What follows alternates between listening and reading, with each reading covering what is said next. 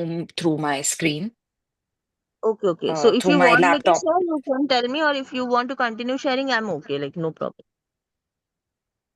Yes. You're comfortable, na, sharing? Then go on. Like, no problem. Yes, yes, I'm comfortable sharing. Just give me a second. Sunita is reading. Anyone who wants to read after Sunita, just put your names so we can follow the order. I don't know where are others today. Yeah, after Well, that I may. okay, okay. Yeah. Just put your name, Suman, so we can Okay, find it easy. okay, okay. Shall I begin?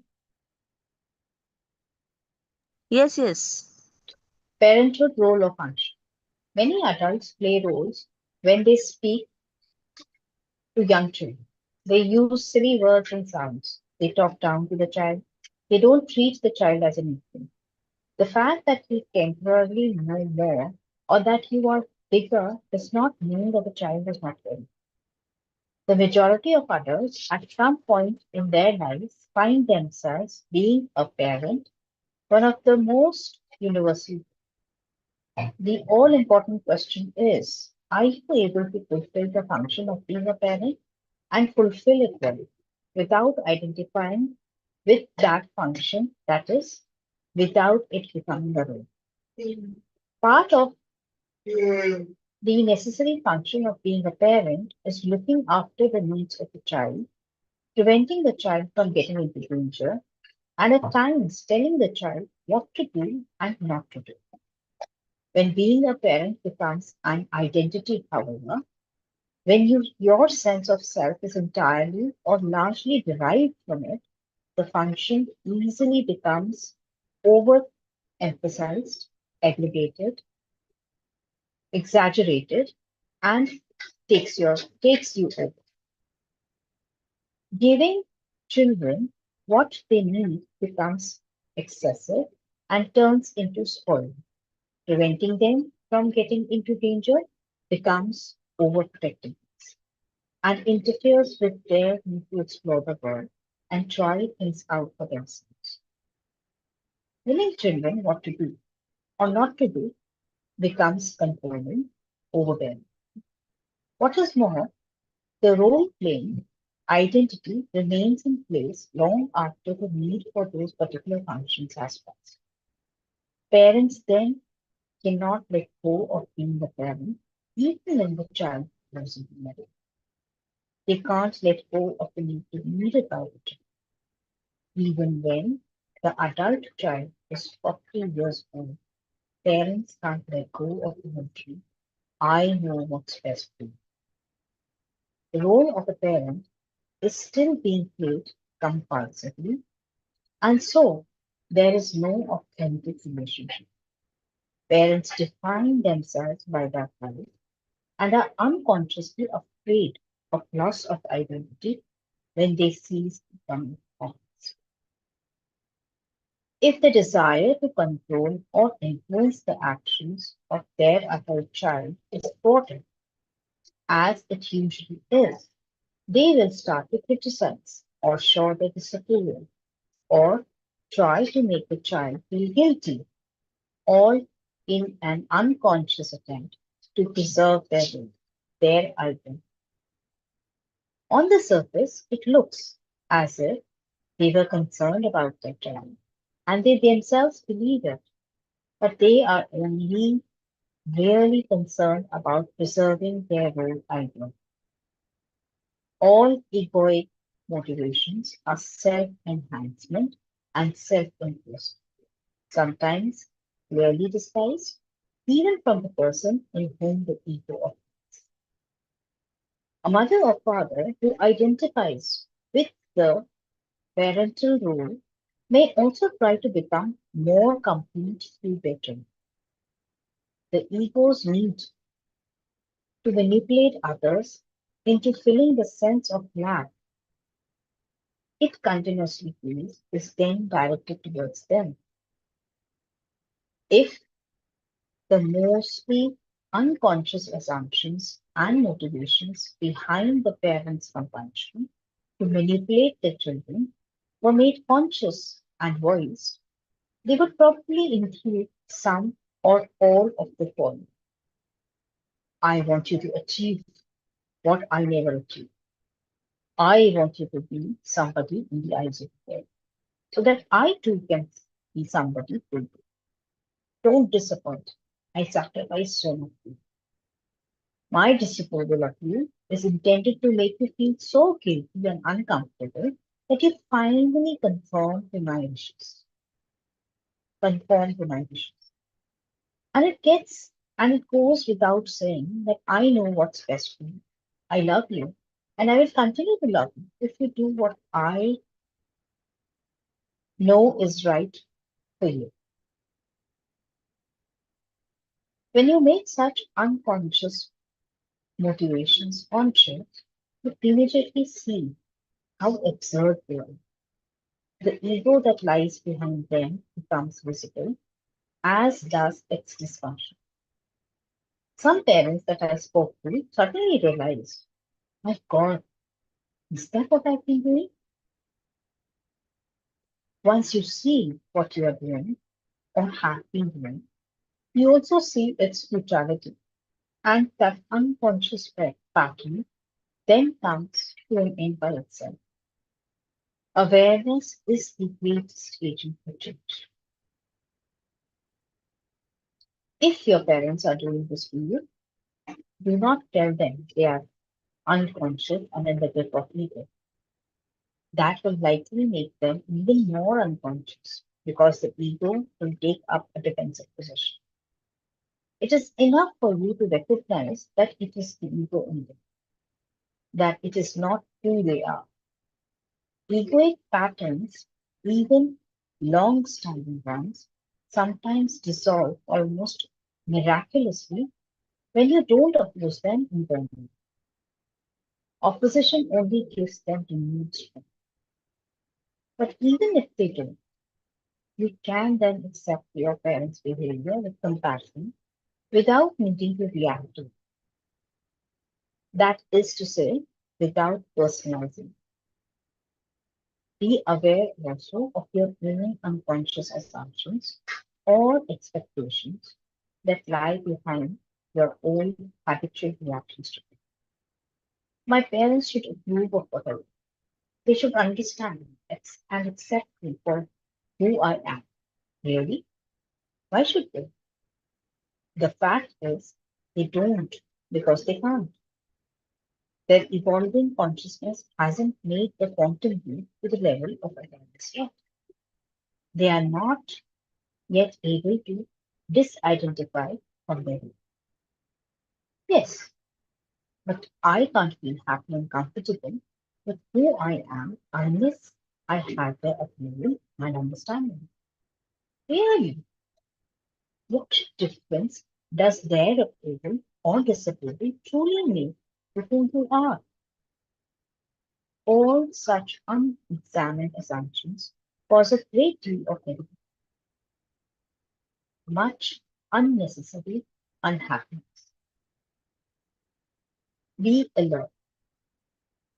Are some of the thoughts that go through your mind the internalized voice of your father or mother, saying perhaps something like, you are not good enough, you will never amount to anything, or some other judgment or leading position? If there is awareness in you, you will be able to recognize that voice in your thinking for what it is and hold it out, conditioned by the past.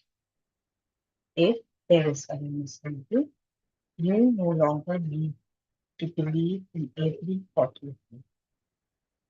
It's an old thought, no more. Awareness means presence, and only presence can dissolve the unconscious past in you. If you think you are so enlightened, Ram Das said, go and spend a week with your parents. That is good advice. The relationship with the parents is not only the primordial relationship that sets the tone for all subsequent changes. It is also a good test of your degree of presence. The more shared past there is in a relationship, the more present you need to be. Otherwise, you will be forced to relive the past again and again. Uh, I'll read this again for the reminder. If you think you are so enlightened, Ramdas said, go and spend a week with your parents. That is good advice. The relationship with your parents is not only the pre-module relationship that sets the tone for all subsequent relationships. It is also a good test for your degree of presence.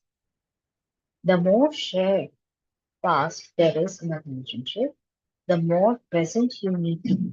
Otherwise, you will be forced to relive the past again and again. Conscious suffering. If you have young children, give them help, guidance, and protection to the best of your ability. Even more important, give them space to be. They come into this room through you, but they are not yours. The belief, I know what's best for you, may be true when they are very young, but the older they get, the less true it becomes. The more expectations you have of how their life should unfold, the more you are in your mind instead of being present for them. Eventually, they will make mistakes and they will experience some form of suffering as all humans do. In fact, they may be mistakes only from your perspective. What to what to you is a mistake may be exactly what your children need to do or experience. Give them as much help and guidance as you can, but realize that you may also at times have to allow them to make mistakes, especially as they begin to reach adulthood. At times, you may also have to allow them to suffer. Suffering may come to them out of the blue, or it may come as a consequence of their own mistakes. Wouldn't it be wonderful if you could spare them from all suffering? No, it wouldn't. They would not evolve as human beings and would remain shallow, identified with external forms of peace. Suffering drives you deeper. The paradox is that suffering is caused by identification with form and erodes identification with form. A lot of it is caused by the ego, although eventually suffering destroys you, but not until you suffer consciously. Humanity is this time to go beyond suffering, but not in the way the ego thinks. One of ego's many erroneous assumptions, one of its many deluded thoughts is, I should not have to suffer. Sometimes the thought gets transferred to someone close to you. My child should not have to suffer. That thought itself lies at the root of suffering. Suffering has a noble purpose, the evolution of consciousness and the burning up of me. The man on the cross is an arch, arch, archetypal image. I don't understand.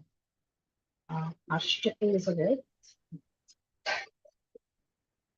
A man on the cross is Yes, an I think it is archetypal or archetypal. I'm also not sure how it's pronounced, okay. but The I think it man, means something close to like symbolic or okay. something of that sort. The man on the cross is an archetypal image. He is every man and every woman. As long as you resist suffering, it is a slow process because the resistance creates more ego to burn. When you accept suffering, however, there is an acceleration of that process which is brought about by the fact that you suffer consciously. You can accept suffering for yourself, or you can accept it for someone else, such as your child or parent. In the midst of conscious suffering, there is already the transmutation. The fire of suffering becomes the light of consciousness.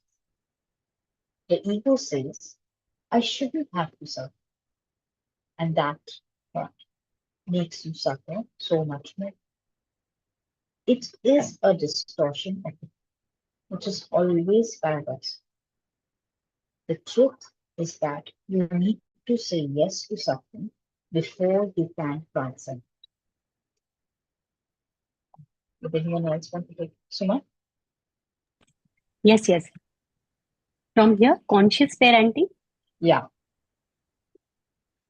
Many children harbor hidden anger and resentment toward their parents, and often the cause is inauthenticity in the relationship. The child has a deep longing for the parent to be there as a human being, not as a role, no matter how conscientiously that role is being played. You may be doing all the right things and the best you can for your child, but even doing the best you can is not enough. In fact, doing is never enough if you neglect being. The ego knows nothing of being but believes you will eventually be saved by doing.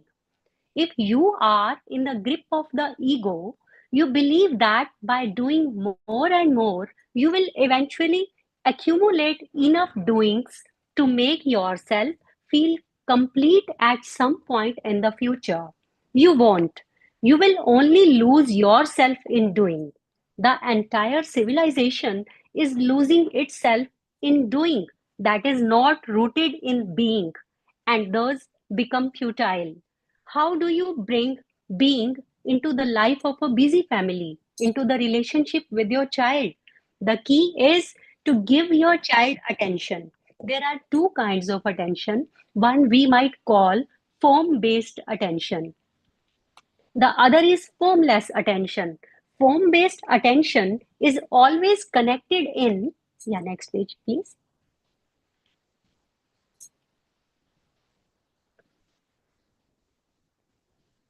The entire civilization is losing itself in doing that is not in the being and thus become futile.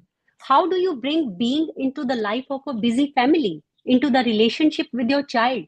The key is to give your child attention. There are two kinds of attention. One we might call form based attention, the other is formless attention. Form based attention is always connected in some way with doing or evaluation. Have you done your homework? Eat your dinner? Tidy up your room? Brush your teeth? Do this? Stop doing that? Hurry up? Get ready? What the next thing we have to do? This question pretty much summarizes what family is like in many homes. Form based attention is, of course, necessary and has its place. But if that is all there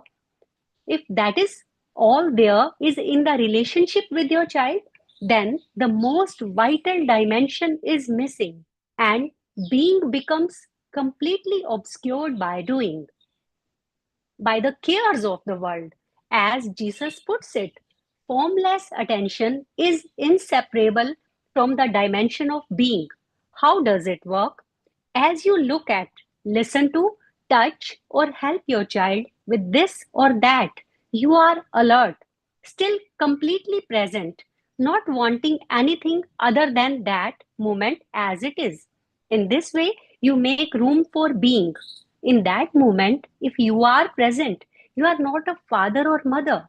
You are the alertness, the stillness, the presence that is listening, looking, touching, even speaking. You are the being behind the doing. Recognize your child. You are a human being. What does that mean? Mastery of life is not a question of control, but of finding a balance between human and being. Mother, father, husband, wife, young, old, the roles you play, the functions you fulfill, whatever you do, all that belongs to the human dimension. It has its place and needs to be honored, but in itself, it is not enough for a fulfilled, truly meaningful relationship of life or life. Human alone is never enough, no matter how hard you try or what you achieve. Then there is being. It is found in the still, alert presence of consciousness itself, the consciousness that you are.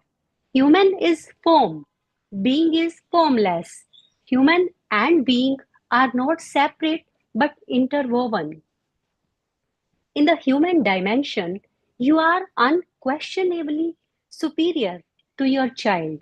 You are bigger, stronger, know more, can do more. If that dimension is all you know, you will feel superior to your child, if only unconsciously, and you will make your child feel inferior, if only unconsciously. There is no equality between you and your child because there is only form in your relationship. And in form, you are, of course, not equal. You may love your child, but your life will be human only.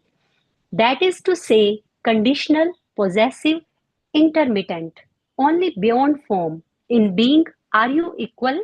And only when you find the formless dimension in yourself can there be true love in that relationship. The presence that you are, the timeless I am, recognizes itself in another, and the other, the child, in that case, feels loved, that is to say, recognized.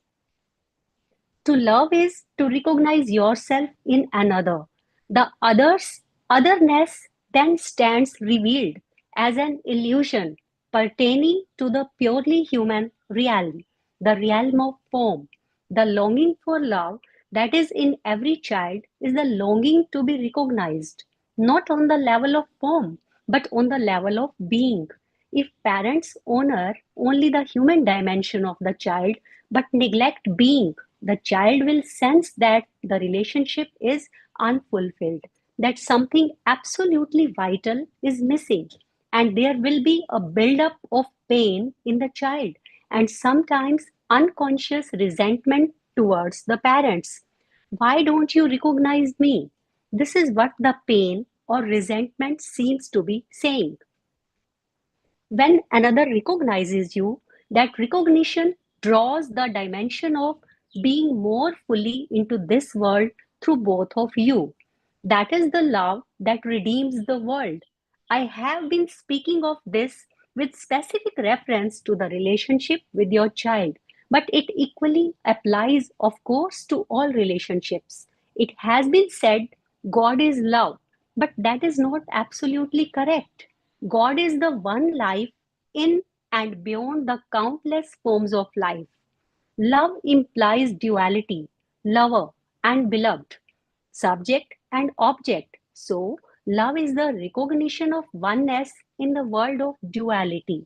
This is the birth of God into the world of form. Love makes the world less worldly, less dense, more transparent to the divine dimension, the light of consciousness itself. Yes, scroll up, please. Giving up role playing. To do whatever is required of you in any situation without it becoming a role that you identify with is an essential lesson in the art of living that each one of us is here to learn. You become more powerful in whatever you do if the action is performed for its own sake rather than as a means to protect, enhance, or conform to your role identity. Every role is a fictitious sense of self, and through it, everything becomes personalized and thus corrupted and distorted by the mind made little me. and whatever role it happens to be playing. Most of the people who are in positions of power in this world, such as politicians, TV personalities, business, as well as religious leaders, are completely identified with their role, with the new notable exceptions. This may be considered VIPs, but they are no more than unconscious players in the egoic game. A game that looks so important yet is ultimately devoid of true purpose. It is, in the words of Shakespeare, a tale told by an idiot, full of sound and fury, signifying nothing. Amazingly, Shakespeare arrived at this conclusion without having the benefit of television.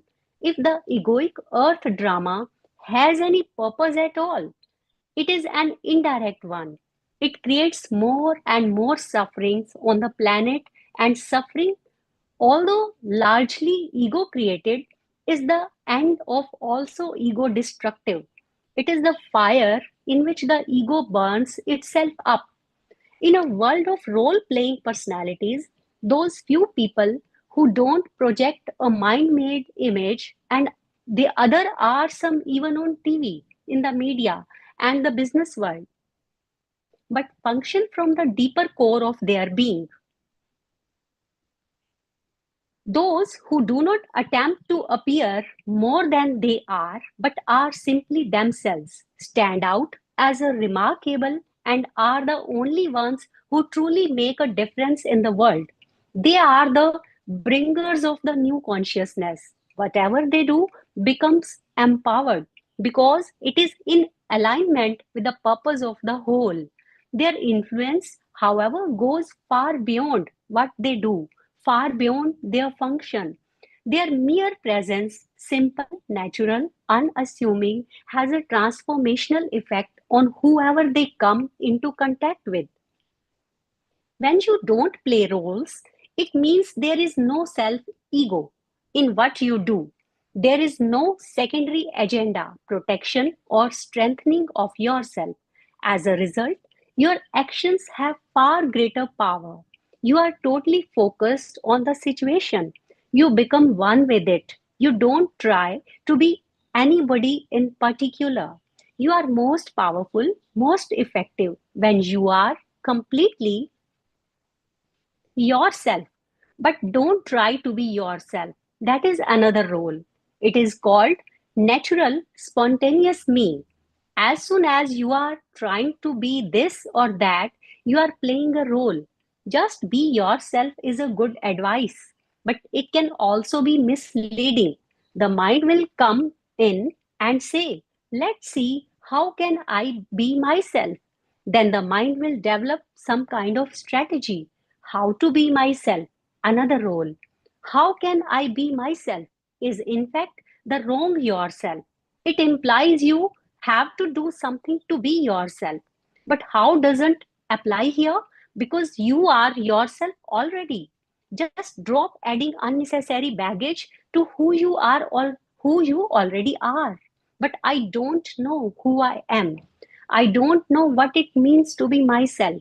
If you can be absolutely comfortable with not knowing who you are, then what is left is who you are, the being behind the human, a field of pure potentiality other than something that is already defined. Give up defining yourself or to others. You won't die. You will come to life, and don't be concerned with how others define you. When they define you, they are limiting themselves. So it is their problem.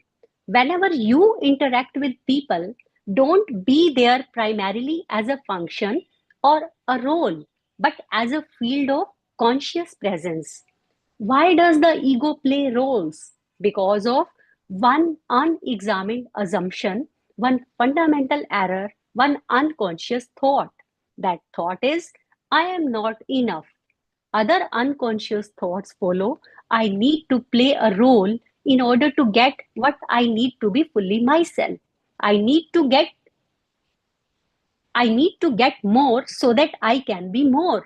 but you cannot be more than you are, because underneath your physical and psychological form, you are one with life itself, one with being. In form, you are and will always be inferior to some, superior to others. In essence, you are neither inferior nor superior to anyone. True self esteem and true humility arise out of that realization. In the eyes of the ego, self esteem and humility are contradictory. In truth, they are one and the same. The pathological ego, in a wider I'm sense sorry of to the word. interrupt. Sorry, Yeah, Suman. please say. Um, I will have to stop sharing. I am receiving a call, so I need to like wrap up something for work. Can anyone share? Also, Yeah, yeah, like I looked at the time. I can share. I can share. Let me share. Yeah, I'll just also check how much is left so that we can see if we want to continue or stop. Like, just give me a minute. Okay, and we are at pathological ego. I don't Yeah. know the So you are page going number to be on the there, or PD. you have to leave No, or something? I'll have to drop off. I am getting a call, so I will have to drop off. Okay, okay, no problem, no problem. If you have Yeah. anything to share, do share in the group or In something. the group. Yes, yes, yes. Okay, sure. I think All there right. is You all still have a a great lot. day. Yeah, thank you, thank you. I think there is a lot. Yeah, it is. I think let's cover this chapter. It's like Yeah, yeah, yeah, two, nearby to complete. one, two, Yeah. three, 4, 5 pages. I think it might take a little longer than usual. But is it okay? Because it will be in a flow. Then otherwise, we'll have to read that part tomorrow. Yeah, it's fine for me. Yeah, others also okay. It might take like 10, I'll 15 have to minutes drop more. I out. think. I I have some work. Okay. So at 8, I'll drop out. Yeah, yeah, no problem. Yeah, we'll keep the discussion short. And is it okay to continue with the chapter, or do we want to open up for the discussion? Just wanting to know. Yeah, No, no, we continue. can do it. Okay, okay. Where we were, like one day you have Pa- read, or I'm not sure. Like, is this part yeah, read, or is it to be no, read? no, from pathological forms of ego. Okay, okay, okay. Yeah, yeah. Go on, go on. Suman, and anyone wants to read after Suman, put your names and you can take over after. Yeah, go on, Suman. Yeah. Okay. Pathological forms, or it is forms, I think, mistype is there, Yeah, there are of a lot of ego. spelling mistakes in this PDF somehow. Yeah, yeah, It's so yeah. complicated. Yeah. As we have seen, the ego is in its essential nature pathological. If we use the word in its wider sense to denote dysfunction and suffering, many mental disorders consist of the same egoic traits that operate in a normal person, except that they have become so pronounced that their pathological nature is now obvious to anyone except the sufferer.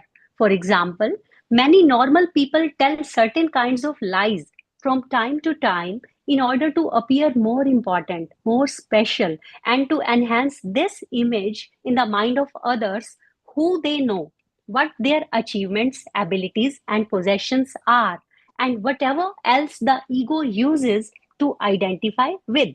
Some people, however, driven by the ego's feelings of insufficiency and its needs to have or be more, lie habitually and compulsively.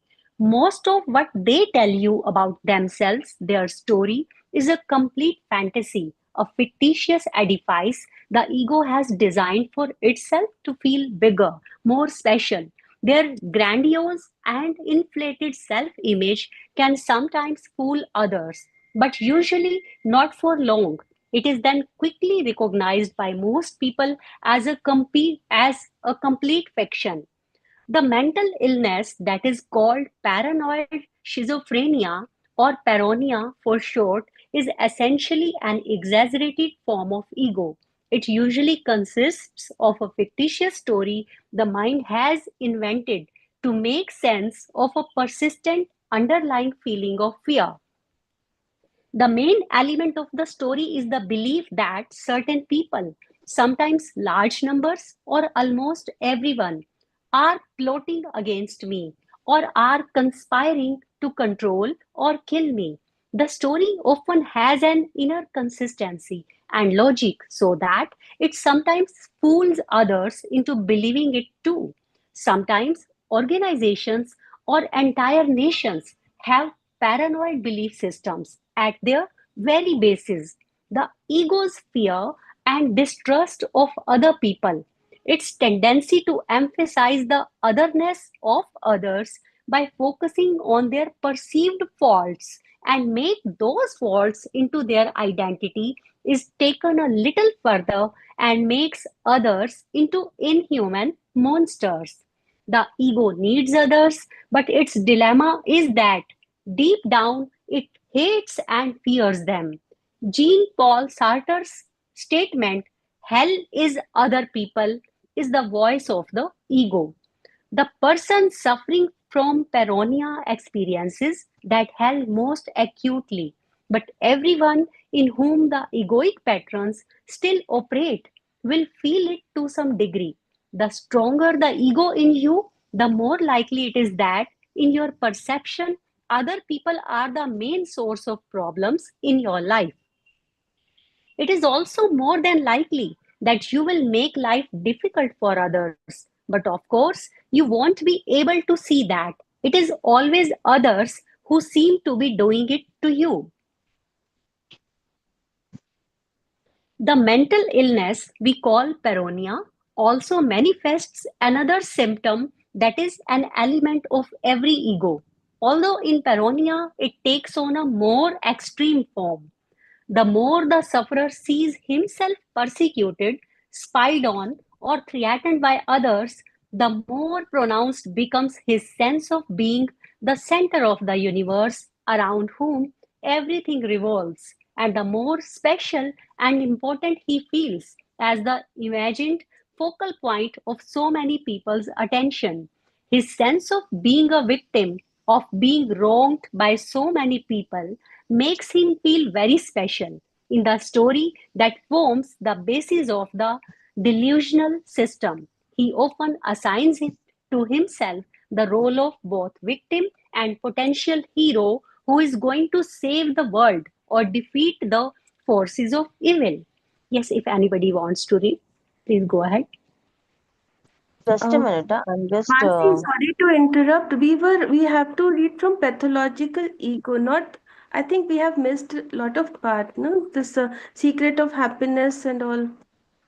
We were Yeah, supposed I've to also start been from trying page to, 69. Yeah, it was yeah, from I was pathological trying to ego, locate, page 68. Okay, Yes. okay. We got confused with the word pathological then. yeah, I was also, just trying to, where have I lost you? Why am I not getting this Yeah, same on thing. my, So uh, it's page 68. It was supposed to be page 68. Pathological ego. yeah, here, Nancy, here. Scroll down. Yeah, no, Yeah, yes, yeah, upward. yeah, this. The pathological ego. No, no, no, no, upward, upward. Scroll it up.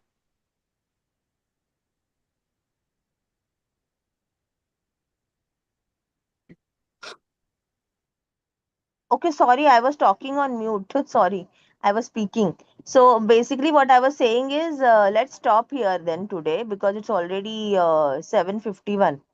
So we'll read the pathological ego part tomorrow instead because it's still a lot to cover, and then it Right. will take time, and there's no point rushing, right? We just end up reading, but then we will not be able to slowly assimilate it properly. So let's read this with fresh minds tomorrow. And today we'll just discuss about the parenting and the roles part that we read. So there are still many pages to cover for the chapter to finish. So instead of rushing through, let's do it tomorrow. And if time permits, we'll continue. We'll start with the new chapter also tomorrow. Let's see how it goes. Okay, we'll go a little slow with this particular book because uh, even while taking up this book as a group reading, there were people like there were friends who just mentioned that maybe this book is a little heavy for a group reading. So it may not be a right choice. So I'm a little skeptical about going fast with this book. So let's go slow, and the concepts are really heavy to assimilate, right? Like we need to digest them properly. So, okay. So I'll stop the sharing for now, or anything. I'll just keep it for any highlight or anything anyone wants to point out. And we can open up for discussion now, and then we can close in like 10 minutes. So anything anyone would want to share around parenting and roles and everything that we read so far?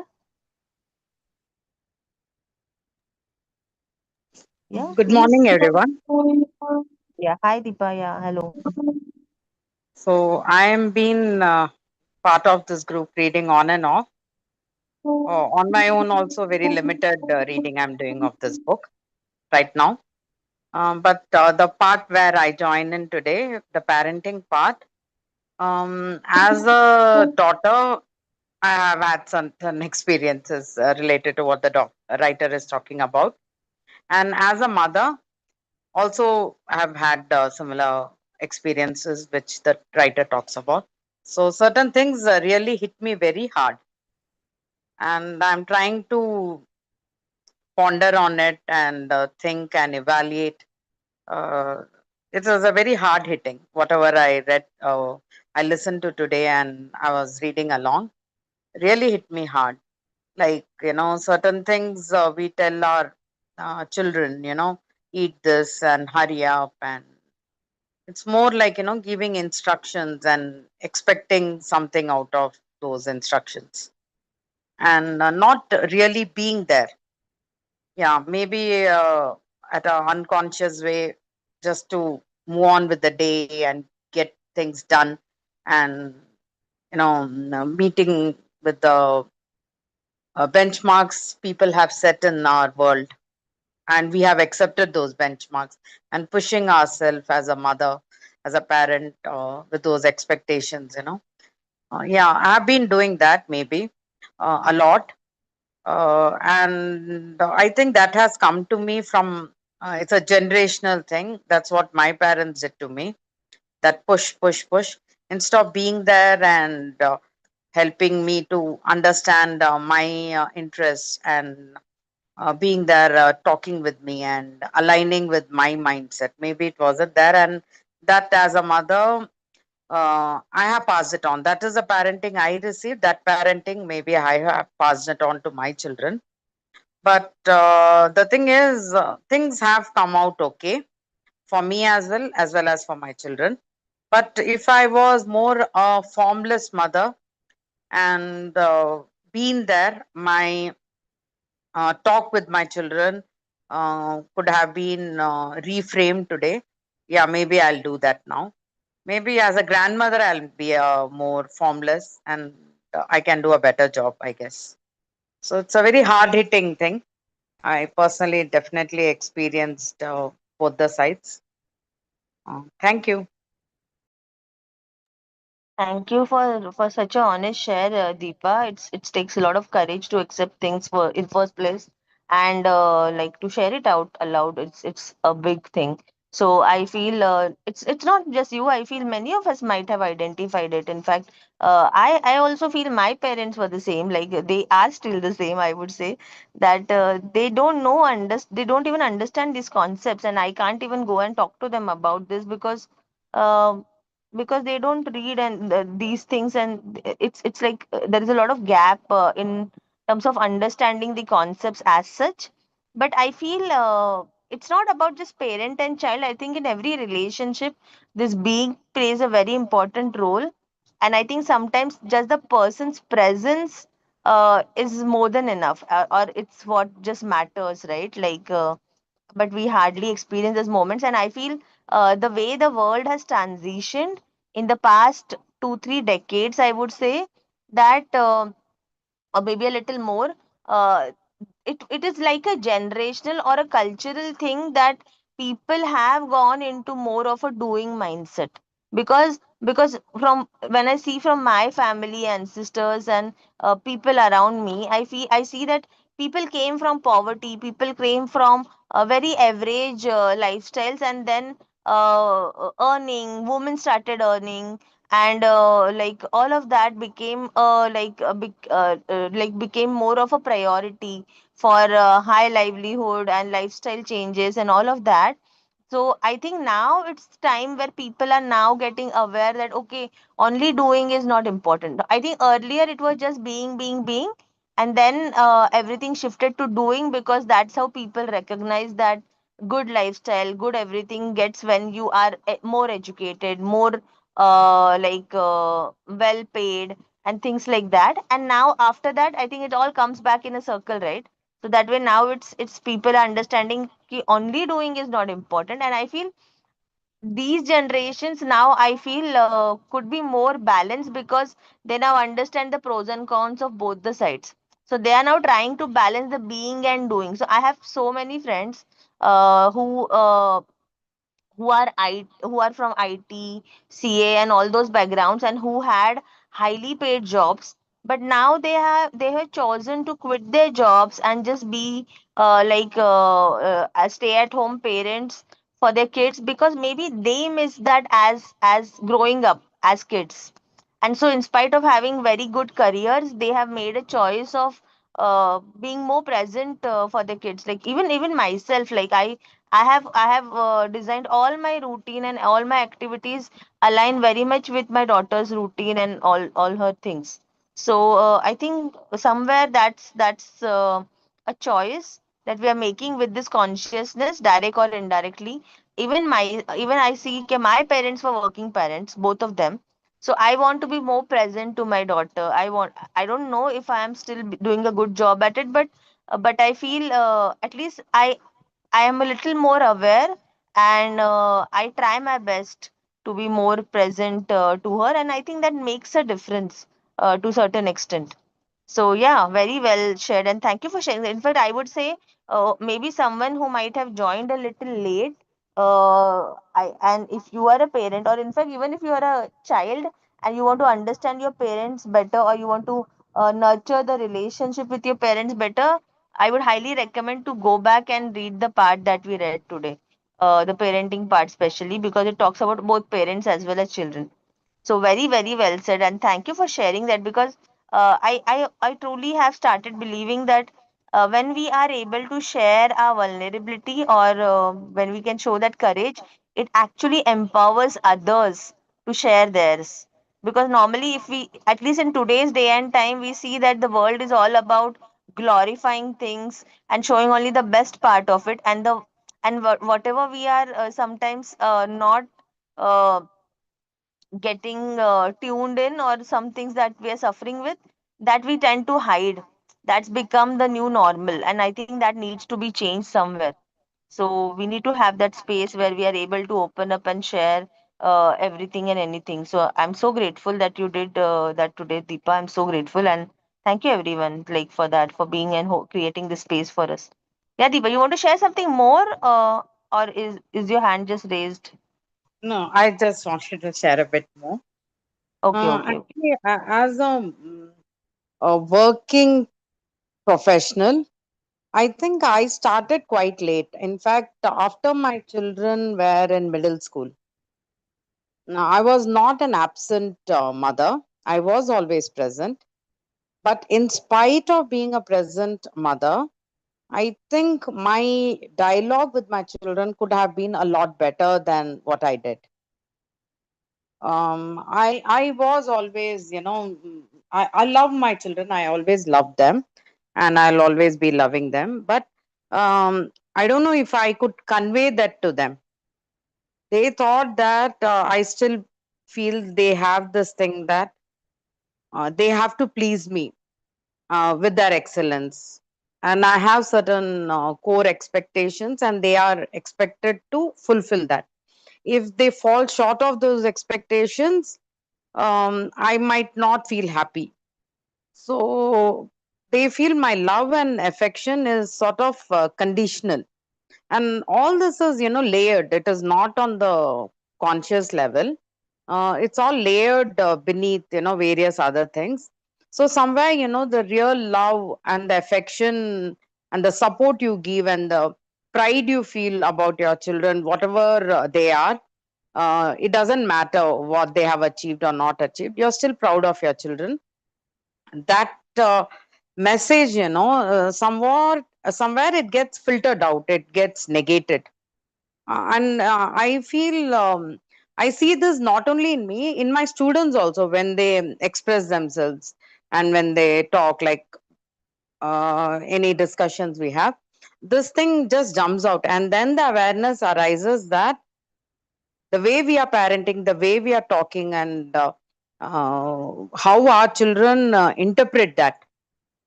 No, there's a huge gap. There's a huge, communication gap.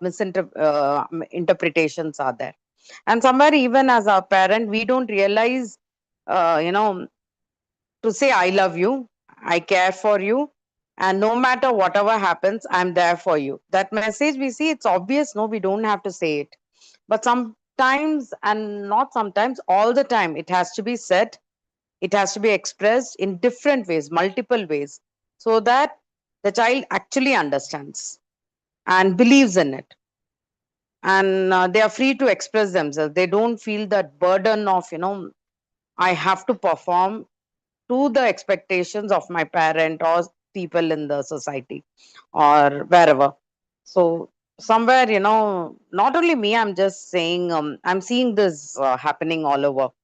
So somewhere parents have to mitigate, reduce their expectation vocab in the dialogues. They have to reduce it and say, whatever you are, I'm proud of you. You're great. You're fantastic.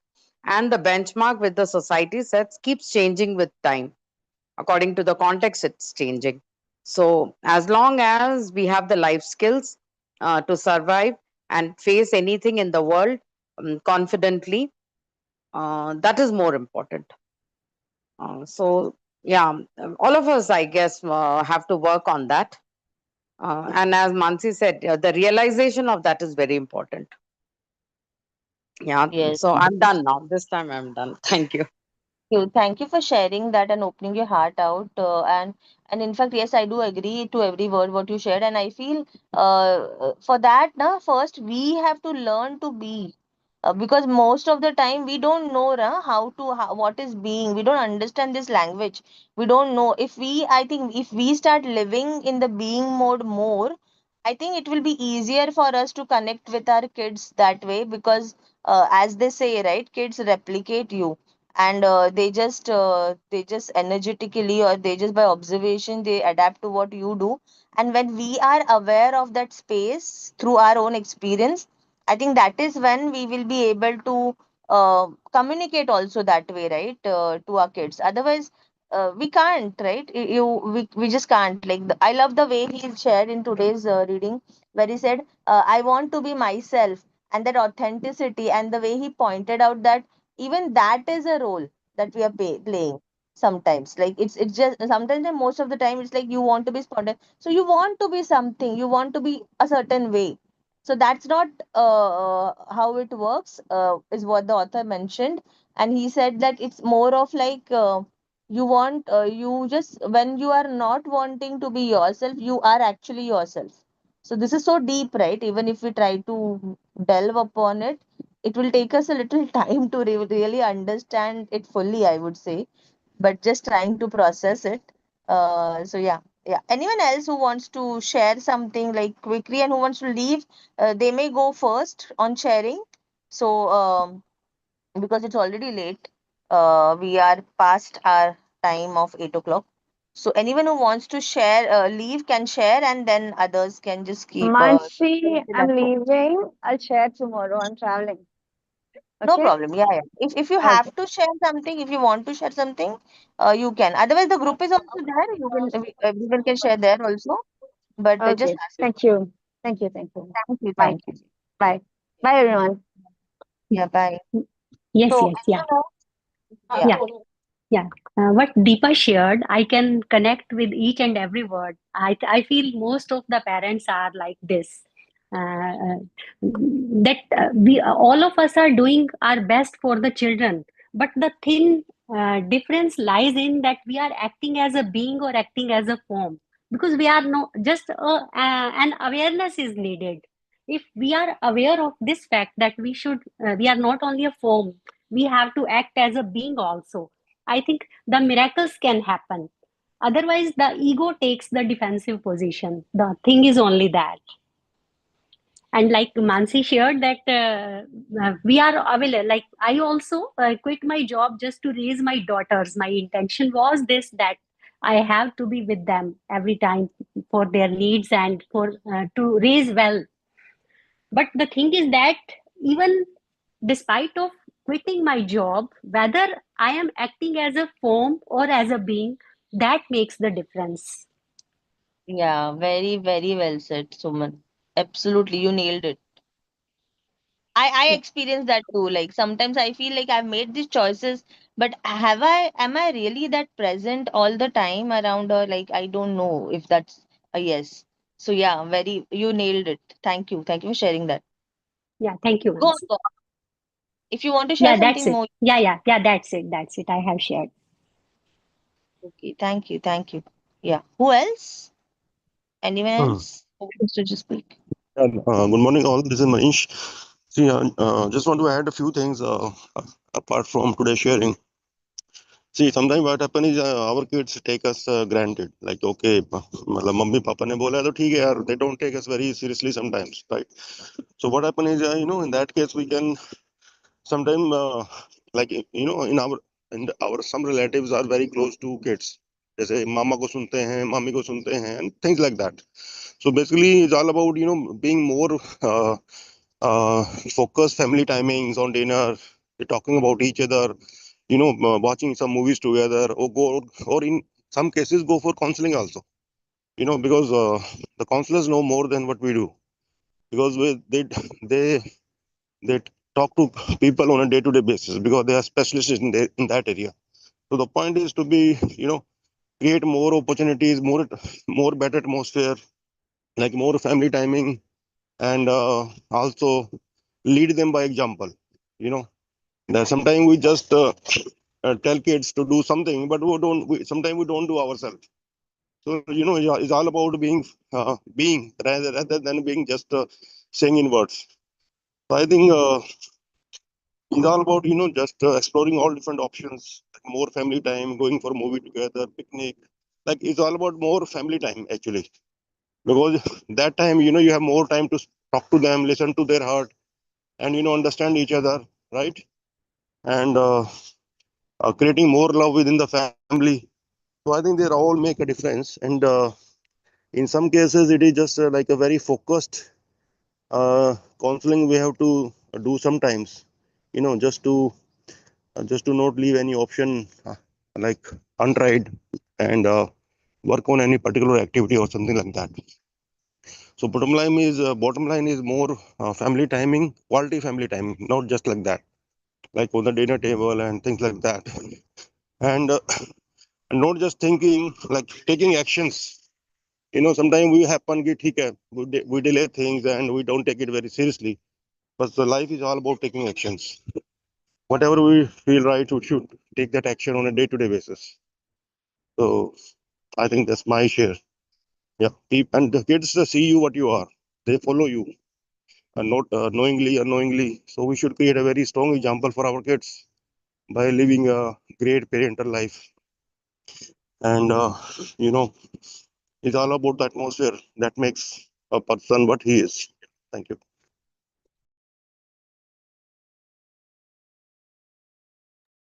Yeah, Wonderful, thank you for Manoj. sharing practical tip Yeah. to implement the being part. Yes, very true. Agree. Very beautifully put. The family time is important. Yes, Good and morning Family to I all. love how Very Manishji beautifully said, have Manoj. now added from like a practical tip, but not like his regular share. It's different from that. So that's what I liked.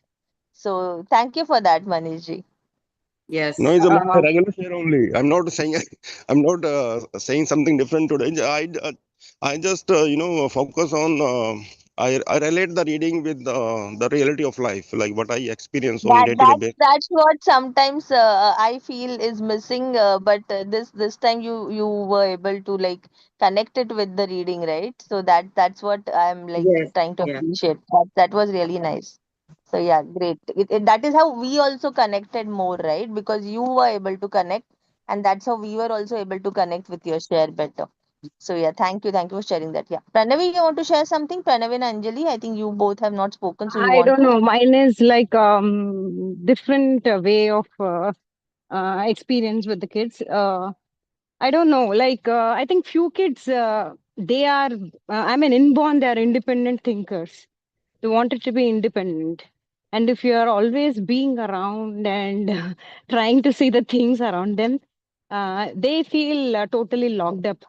In the sense, their subconscious sense would get more pressurized. Again, this depends upon from kid to kid. You need to observe them clearly and know which kind of child needs what kind of treatment they needed. The best example is my son till grade 6, he was with me. I used to think that I was the one who was guiding him properly, who was giving a healthy, all the time, the book reading time, love, whatever. So then my husband told, it's due to you, he's not opening up. He's being totally pressurized. I seriously didn't take his words because I was not in a position to explain to my husband that it was not a mistake from my end. And later he has put the kid in the boarding school, which I seriously didn't like. But after 1 or 1.5 years, lot of changes happened in him. Seriously, his thinking, his exploration was totally different from what I was guiding him. So, and the exact opposite thing happened with my daughter. She needed me till 10th because she was not in a position to, think which is right and which is wrong. So few kids totally need the being of us, but few kids needs that kind of, the space or the, I'm not able to tell it exactly, but then they need a little space from the parents being around them also. So you just need to put a check on what kind or what category that particular, kid belongs to. Yeah, thank you. Okay, yeah. So I have a perspective on this. So I feel by being, it doesn't mean that you have to be constantly on their head or constantly supporting or doing things for them. This is what I understand. Is being means it's, I feel here the author mentions about his presence, your presence, which is important, and whenever we are with them, the kind of interaction we have, like as Deepa mentioned, the formless and something, right? Two words are mentioned: formless and what is it? Form based and formless. So I think Pranavi, from whatever I understand from all you share so far, I feel you have always been more of a present parent. So that is how you could identify, right? Like what is the need of which kid and how they are different and all of that. You are not like operating like a one way thing for both of them. So I Yes, feel, it's I think that is the beingness where you know, where you identify, where you're more aware. What are the strength of the kid? Like there was this part also now where they talked about recognizing your kid. So I think it's all about that. So I think you have shared beautifully about the difference of between two kids, and their conditioning is obviously the same, but still how their personalities can be so different. yeah. So yes, And his that's father the thinks main that part. he thinks that both the kids are same. And now, to my daughter, she has left to hostel maybe 2 3 days back. The feedback which I'll give to my son is that you can do everything. You can drive all alone. You know how to dive into the subject and you know how to handle things in the hostel and all that. But again, the treatment for my daughter will be totally different. I told that whenever you feel insecure or whenever you feel totally hurted, you just call me. I will literally shift my space from Hyderabad to Bangalore and I would always be with you. So never think that you're all alone. So it's the exact opposite feedback going on between the two kids. And only the person who is around these kids can know this subtle difference. Even the other opposite spouse, the spouse can also not recognize it correctly. So yeah, Yeah, thank so you. that is what I feel is being, right? Like you can understand and connect Exactly. only when you're being present, and Yes. that is what I feel. And one thing I also would suggest that I think you also joined a little late, right, today. Yeah, Deepa. Yeah, Yeah. Mansi, because by Yeah, 7:30 my class not, is no, no, ending. no, no, not a problem with that. I'm just suggesting because maybe you missed on the earlier part about role playing and parents' attachment to the roles and all that part that we covered, na? So if you can just catch up on that, maybe you'll have a better idea of what we were talking about. So you'll be able to connect with it a little differently as you go through the chapter, and maybe as we also maybe listen to the podcast that I'll be sharing. So that will help. Yeah. Anjali, you want to share something? Yeah. Uh, Deepa, I think Mansi, you know. see, what I believe is when a child is born, a mother is born, a father is born. So it's a new journey, it's a new thing, it's a new job, or it's a new commitment, I would say. And it's the learning process where mother is also learning something. It's not like added responsibility that is coming along. When you are taking the responsibility, you should be mentally prepared.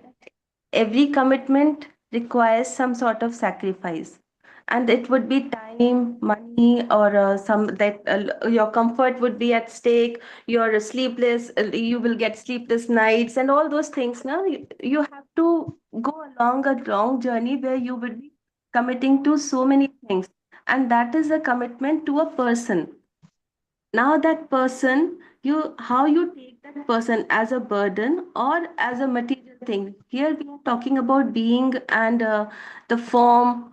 Though I feel when you recognize, even if you make a new friend or if you join some office, you take time to understand another person, and you give them a recognition that this person behaves in this manner, I have to handle him that way. If this person is talking this or this person is expecting this, I have to do that job or that work. I have to finish it on that time. So it's another commitment. When we are committed to the office, why not to the child who we have brought with our own interest, or whom we are like, there's a lifetime commitment.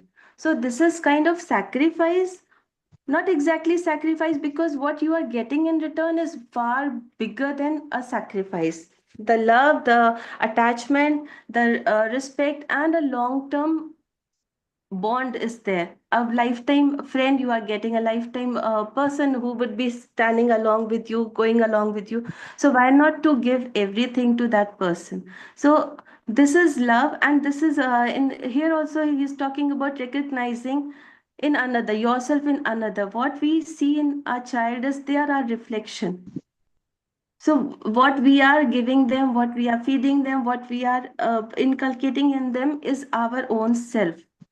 When another person, another me is being taken care of, why not to give them everything?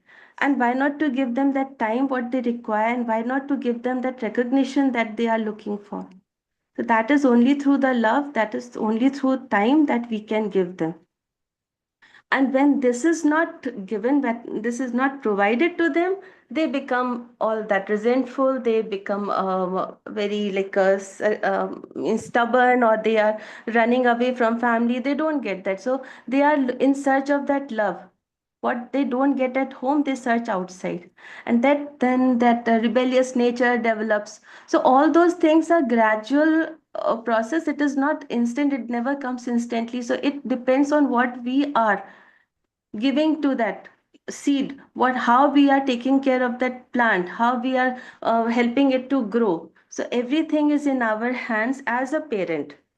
And what we are getting is also out of, if you are like not flowering the plant, if you are not putting water properly, if you are not giving good fertilizer, you won't get pretty flowers, or you won't get the harvest on time.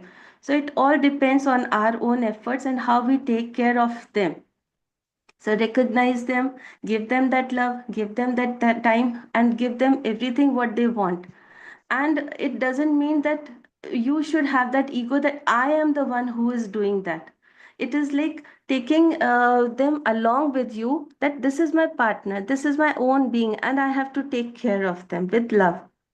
Without any pride, without any ego, you have to make, you are getting a partner for life. What else do you want in this life? So take care. That's all. Nothing else to share.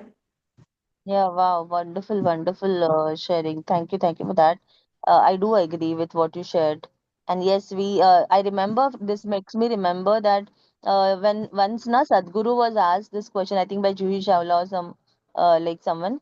So he was asked, is it okay for women to work, not work after like kids or after getting married or something like that? And then he said like. He said there is this thing called we say na I'm just a housewife. So he said it's not just because when you are doing when you're working on one project in a company or something, you take it so seriously and you do that, right? And raising a child is a 20-year project, and you cannot retire from it at least for 20 years. So it is obviously a very important task, and so if someone wants to work, that's a choice. But if they don't want to work, that need not be underestimated as such. And Mansi, here I it's want to add one thing here. Like housewife has a she never gets a holiday, but a working professional gets a Saturday and Sunday. What they claim that okay, throughout the week I have worked so hard, so I need rest. But housewife never gets a Sunday off. Even I was working, I left my job. I was a jury member, consumer commission. I was sitting on the judge seat and I was a news anchor, but I left that only for my daughter's sake. But I'm happy because they needed most that time. And now they are successful in their career. So this is what makes me proud that okay, whatever I did, what if even if I have left, I have given something, the biggest gift for their life. Like now they are independent, they can take your decision. Hey, So it is so important that to understand that being a housewife alone is not a responsibility. It is not a never a responsibility. I think housewives are the most of the time they are the working people professionals, and they are not even getting paid for it, the free yeah, workers. yeah. No, in fact, I think that is a societal mindset, right? That's become right. Again, as I said earlier, maybe the doing mindset where only the one who earns or all that is being like shown that importance. But actually, if we see that if we see in the earlier part, like few many years, like in the earlier generations, there was this natural balance in the society where men used to go out and earn, and women used to be at home and look after kids and all. Obviously, that was not fair to certain extent at some level, but because women did not had choice then. But I think that balance was established because of the system and everything that was in place. And somewhere in the middle part, I feel, in the attempt to be equals and all of that, I think we missed out on the balance somewhere. So the roles and everything just got interchanged and maybe mixed up. So I think now, I think we're trying to again seek that balance, and we are trying to bring a new balance for us. That's how I see it. That's how I feel now. Like because now there are no gender roles as such, but still the balance is yet to be established in couples, in families and things like that. Because with nuclear families and so many things that have changed over the years, I think things have evolved to a lot, and maybe we are not ready. Like, we not everyone has been evolving, and the society is not evolving at the same pace, I feel. So yeah, maybe. So nice discussion today, actually. So This is what wonderful I you know, said, discussion. Mansi, Mansi. Mansi, Anjali, I just want to add something. Um, I think we should not consider what a parent does for her children or his children as a sacrifice, or we are giving up something and it sounds like we have done something very noble. It's, I feel it's the thing which should, it has to be done. It was our choice to have the children. They maybe at a spiritual level, at a higher level, they chose us as our parents, but practically speaking, we wanted these children. So what we wanted, we are doing it for our satisfaction, for our growth, for our well-being. It's our conditioning. So the point of sacrificing, giving up something for our child, that idea has to be rethought now. So actually, That is na, something. today, so Deepa, what you're Yeah, so sharing, I just what, feel very strongly about this. I used to feel I made sacrifices, and no, that no, the no. children resent today. When the child thinks, you did what you had to do. There was nothing sacrifice word, we should no, we are rethink, not I feel. But supposed, I'll just you're share right. something. I'll just share something. Were you both there from the beginning of the reading today? No, I Uh, think I came half an No, hour no, late. no. I joined late. I joined late. so basically, the author has covered this part. So he talked Okay, about the okay. roles and identification of a role as a parent and Yeah, disidentifying with it as a yeah, role yeah. also. So in that he talks Mm. about the sacrifice and all. So I would highly recommend you guys go through it. It's very Yeah, beautiful. yeah, It's eye opening, in fact, for all of us. yeah. So Thank you. I would highly suggest go through. Yeah, Anjali, yes, whatever you want to share, you can, and then I would recommend that go through the this thing to the book, or maybe I'll do one thing today. I'll also share the recording what we had done. So maybe you can just go to the recording if you want, like so that you can just listen to instead of reading and taking out time separately while doing some mundane chore. You can just listen through the discussion and the reading part maybe. Yeah. So yeah, Anjali, you can finish what you want to say and then we can close.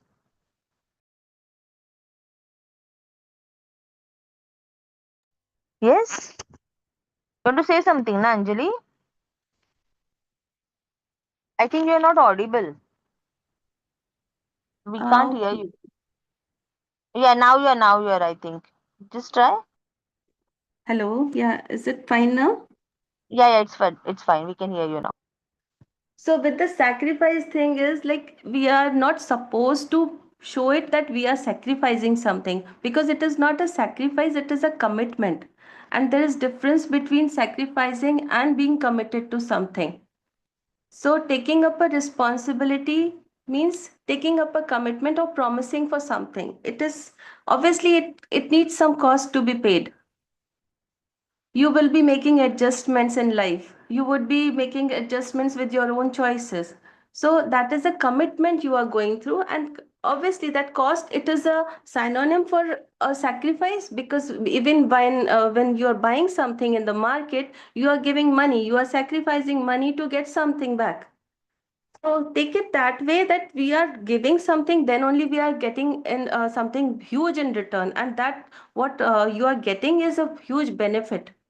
So always weigh that what you are getting in return, that is more important. I think being a parent and taking care of a child and making them a good human, giving them a good place in society, that itself is a big achievement. And if you are getting that with very low cost, what harm is it? And this does not mean that you are sacrificing something and which you have to show off or you have to say loud.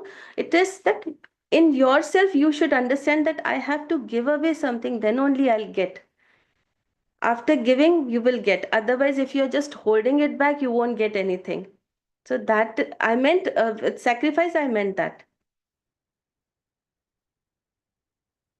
I hope Deepa, you have not misunderstood me, that's all. No, no, no, no, No, no, no, no, no, no. got it. Even Very nice. it's just nothing like that. Nothing personal or even this. Just what came to my mind. That's all. What you said is good, and I'm really excited that you are a newsreader. I'd like to know more about it anyway at some other time. That's great. Thank you.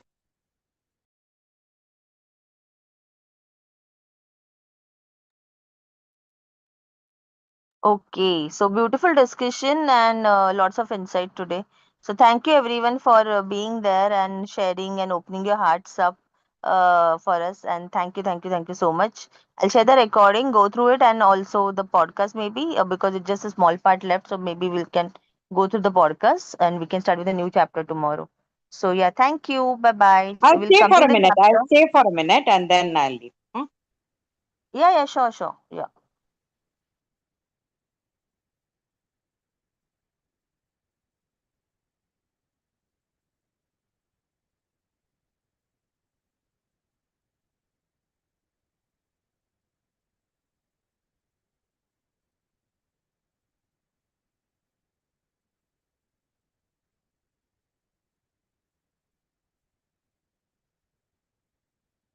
Yeah, I'm also leaving now, Mansi. Thank you.